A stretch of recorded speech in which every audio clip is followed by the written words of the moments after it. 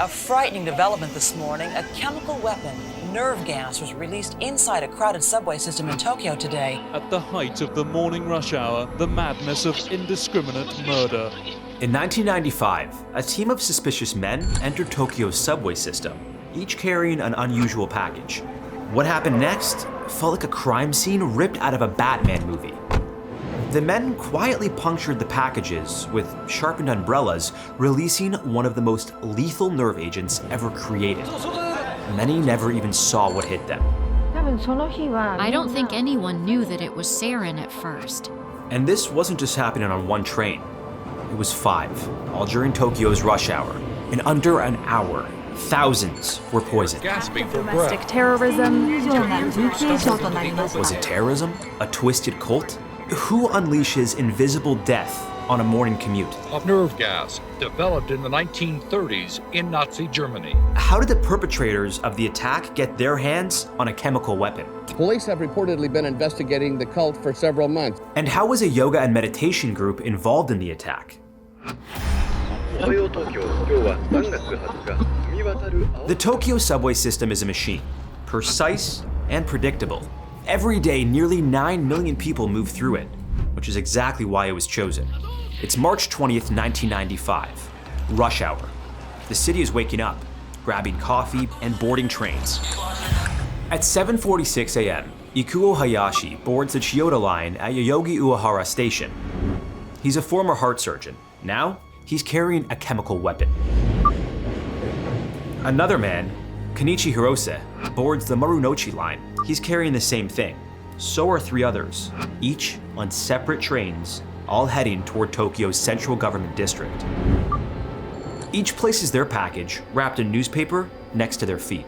Inside, liquid sarin, a nerve gas 500 times more toxic than cyanide.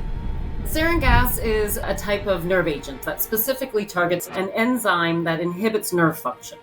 A mild exposure would be headaches, maybe some nausea, even vomiting, but then the more severe would be paralysis and respiratory failure, and then death. It takes a small amount. It's a gruesome thing. It's a terrible way to die. Next, the men repeatedly stab the packages with sharpened umbrella tips. Then, get off their train. The poison takes effect almost instantly.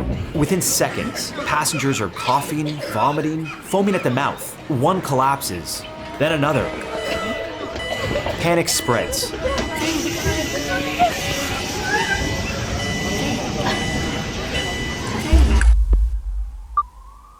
Several people had been seen planting packages at stations and on a number of trains. I saw a package wrapped in newspaper. It was leaking, said this man. Decontamination was not happening. The trains and subways were still going, which meant as people got off one and went on to another, there was contamination. At Kasumigaseki Station, victims collapse before the train even stops. On the Marunouchi line, passengers stagger onto the platform, blinded and choking. Kazumasa Takahashi, a station worker, picks up a leaking bag and tosses it in the trash. He dies shortly after. Mr. Takahashi was wiping the platform with newspaper. I saw a trail of spots. It looked like oil. Then Mr. Takahashi collapsed. One of the goals of coming in and responding to something like this is to identify what it is as quickly as possible. The victims that died are the ones who were actually sitting beside the plastic bags, very close. 40 minutes after the attack, our emergency responders were told to wear gas masks. The first ambulance isn't dispatched until after 8:30 a.m. By then, the damage is done.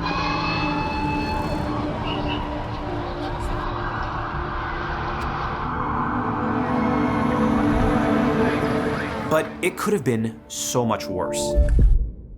If you're ever caught in a chemical attack, cover your mouth, get outside, and move upwind. If you have a mask, put it on, right? And then just hope that it is an agent that dissipates quickly, and then the best thing, of course, then is being able to decontaminate. And if you can't decontaminate, Strip down. Invisible nerve agents like sarin can cling to clothes and skin. And do not pull it over your head. Cut it if you can, whatever, to be able to pull it off without touching your face. And seek medical attention if you need it, right? Because if you need an antidote, that's where you're going to get it. Don't panic. Use that fear and adrenaline to think critically. If not for a few brave station workers who made urgent calls, the death toll would have been astronomical. Like your survival stories a little toxic?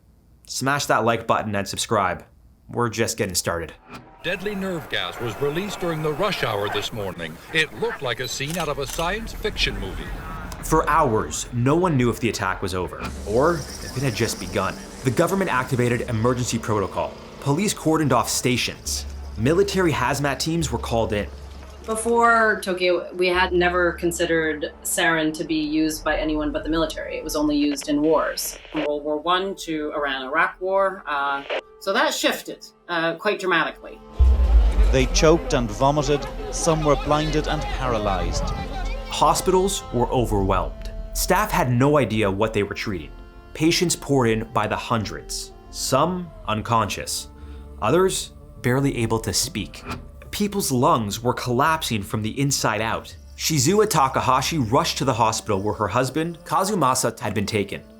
By the time I arrived at the hospital, it was 11:30, and my husband's body was already cold. By the end of the day, 13 people were dead. Over 5,000 were injured. Many suffered permanent neurological damage. Public panic swept the country. It is sarin, he said. It is one of the worst of all poisons. Gas masks sold out. Subway ridership plummeted. Tokyo felt like it was under siege. The public wanted answers, and fast. Turns out, the police had already seen something like this.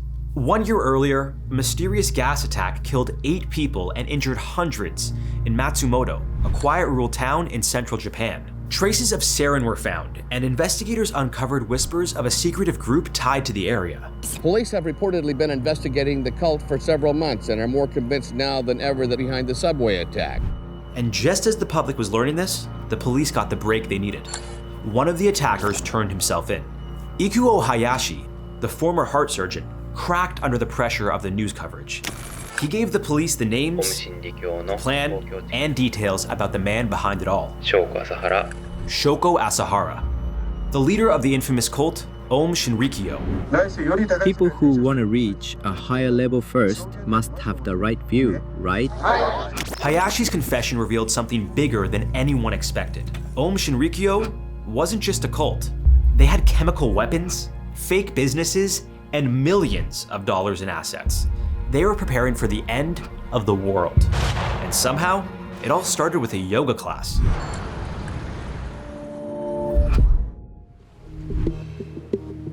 Shizuo Matsumoto was born in 1955 in Kumamoto, Japan. Blind in one eye and barely able to see out of the other. Raised in poverty and sent to a school for the blind, he quickly learned how to hustle, even extorting money from classmates. A skill that paid off later in life. In the early 1980s, Matsumoto made a fortune selling fake cures and miracle remedies.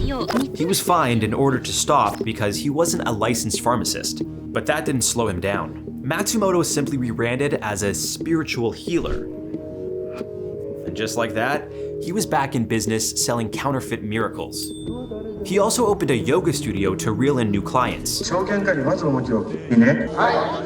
To seal the image, Matsumoto renamed himself Shoko Asahara and launched a spiritual group called Om Shinrikyo, meaning Supreme Truth. Soon, clients started rolling in. He convinced them he could cure disease, improve intelligence, even levitate. Matsumoto claimed he had supernatural powers and could float in the air. You can tell from watching him on TV, reading his books, or looking at his history that he was a consummate conman. He had a charismatic power which persuaded people to do things. The group's beliefs were all over the place. A mashup of Hindu gods, Buddhist karma, Christian apocalypse, anime, and science fiction. Some of Om's promotional videos looked like cartoons, complete with spaceships and psychic battles. Many followers saw Om as an escape from the grind of modern Japan, a rejection of money, status, and the pressure to conform. They didn't fit in in the Japanese society. They didn't really fit in this kind of super consumerist type of society. They were attracted by Asahara being a very good teacher.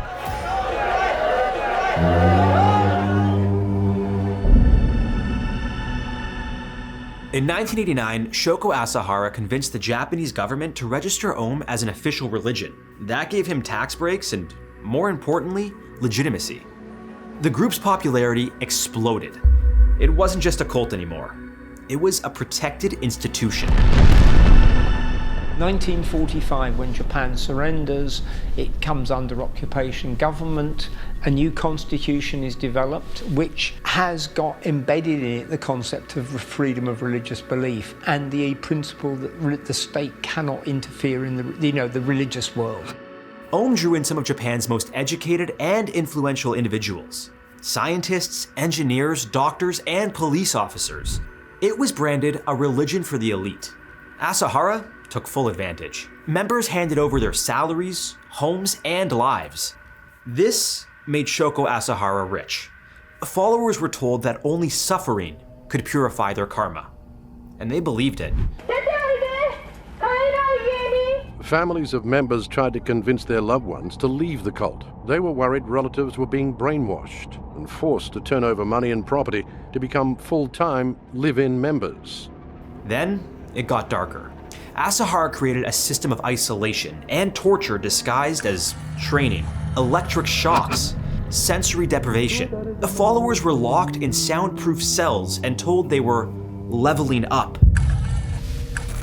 朝原将校です。修行するぞ、修行するぞ、修行するぞ、修行するぞ、修行するぞ。この修行によって今の苦しみを打ち砕くことができる。He forced some to drink his blood. The others were beaten or starved. Leaving was nearly impossible. I thought he was like a little Hitler who used religious language. One of the first members to disappear was Shuji Taguchi. He tried to leave and was strangled. When another member threatened to expose the murder, he was strangled too. No one spoke out again. The more powerful Asahara became, the more delusional and dangerous he was. He preached that World War III was coming, triggered by the United States. Om began shifting into full-blown militant mode, stockpiling weapons, building secret labs, and training members for targeted assassinations. And nobody was going to stand in their way, especially their critics. In 1989 came a suspicious disappearance. Lawyer Tsutsumi Sakamoto, who had been helping families of cult members, went missing along with his family. We had nothing to do with what happened to the lawyer. You are saying things without investigating. Give the evidence and prove it.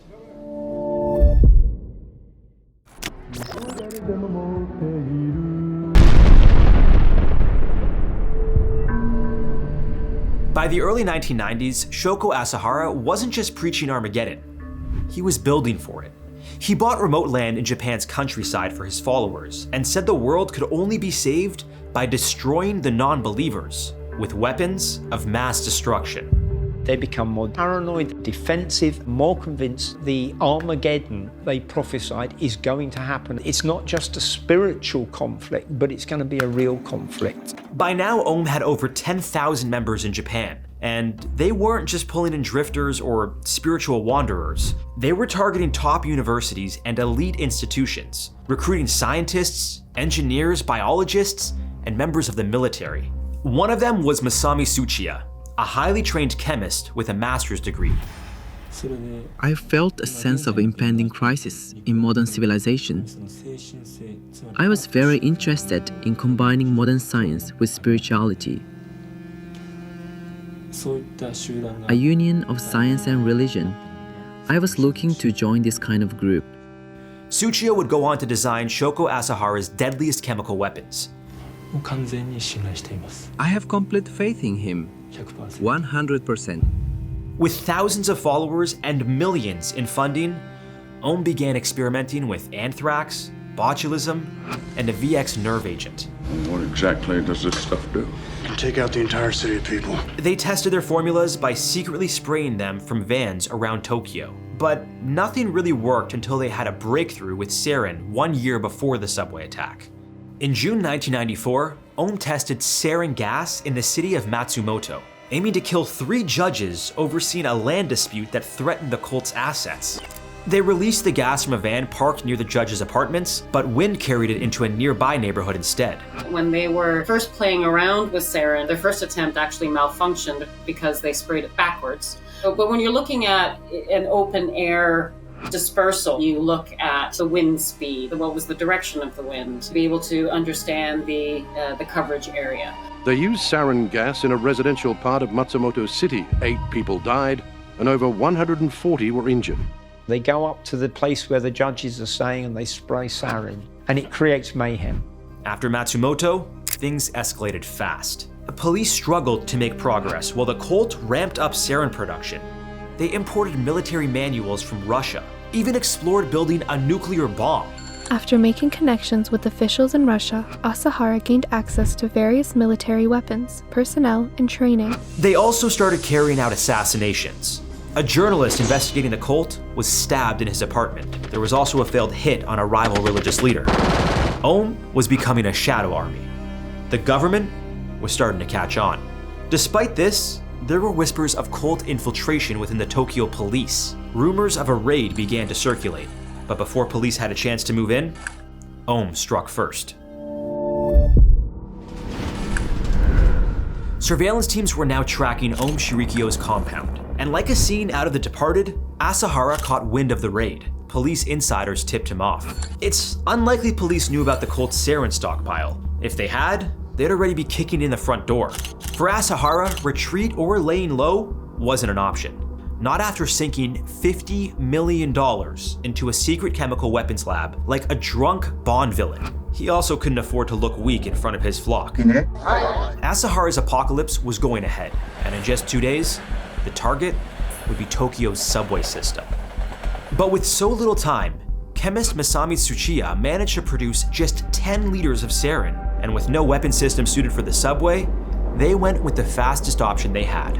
Plastic bags wrapped in newspaper, punctured with sharpened umbrellas.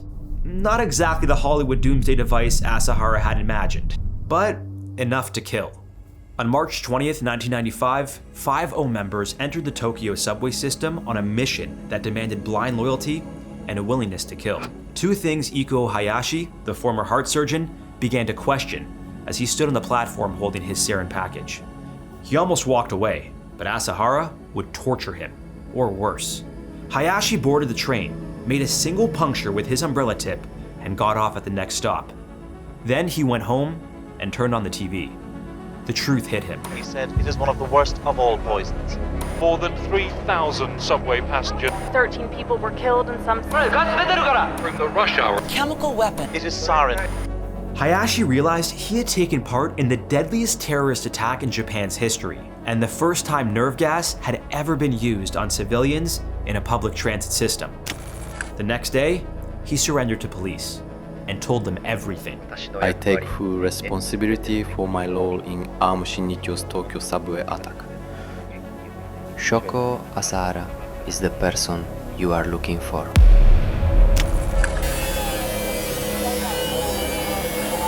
Two days after the attack, police stormed the cult's compound in central Japan and other facilities across the country. A massive investigation led to the indictment of about 200 people on a slew of charges, including carrying out both gas attacks and the killing of Sakamoto and his family. At that point, the murder of lawyer Tsutsumi Sakamoto was one of Ohm's most cold-blooded acts. He and his wife, Satoko, were bludgeoned with a hammer in their home. Their 14-month-old son was killed with a potassium chloride injection. The subway attack investigation became one of the largest in Japanese history. Police uncovered chemical weapons labs, linked Ohm to multiple gas attacks, and solved a string of murders and disappearances. The cult was behind it all. Ohm's chemical program was reckless. Members were injured. At least one died during sarin production. 5 guys get on 5 trains and they take bags with liquid sarin in. It's not pure because Ohm wasn't that good at making weapons. There was a lot of media talk about them hiring great chemists and being supremely competent. That's a load of rubbish. Yes, they were able to cause terror, which was the objective. In terms, it could have been much worse if they knew more about what they were doing. In the trials that followed, Shoko Asahara and 13 senior members were sentenced to death, including chemist Masami Tsuchiya, whom the judge called sheer evil. Ikuo Hayashi, the heart surgeon who surrendered, apologized to the victims and said he deserved the death penalty. The judge gave him life instead. The Tokyo subway attack forced Japan to rethink public safety. Ventilation systems were upgraded. Hospitals trained for chemical trauma. Hazmat teams were put on standby. By the time the COVID pandemic hit years later, Tokyo was already ahead of the curve. Earlier, you heard what to do in a chemical attack. Cover your mouth and get outside. But even the best infrastructure can't protect you if you're not alert in a crowd. One person might be heading to a job interview. Another might believe the world ends today because a cult leader said so. Trust your gut and don't ignore behavior that feels off. In public spaces, awareness is survival. Think sarin gas on a subway is terrifying? Try VX nerve agent in an international airport. In 2017, Kim Jong-un's half-brother, Kim Jong-nam, was assassinated in broad daylight, exposed to one of the deadliest poisons on Earth. And the suspects, they vanished, straight back to Pyongyang. We'll break it all down in our next episode. As always, stay vigilant, stay prepared, and keep watching How to Survive.